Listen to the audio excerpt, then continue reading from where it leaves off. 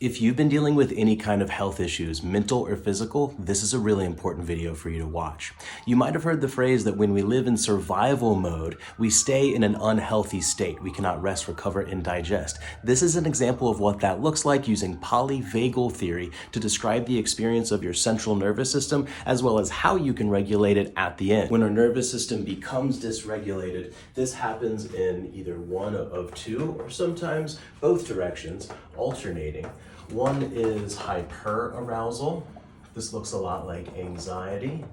It tends to be associated with gut and nutritional absorption issues, IBS, and so forth. And this easily develops into a lot of autoimmune disease later in life as a result of chronic lack of access to some important nutritional stuff for our body. The opposite state of this is hypoarousal. This looks a lot like depression. It tends to be associated with cardiovascular, diabetes, obesity, these kinds of issues, and develop their own set of problems over time physically. Now, as far as mental health is concerned, again, these look a lot like depression and anxiety, sometimes even more commonly referred to as fight or flight, and freeze. And then fawn would be somewhere in the middle here, where you're freezing around yourself and hypervigilant about other people in your environment. Now, ideally, what we want to be able to do is learn how to regulate our central nervous system by stimulating the ventral vagus nerve.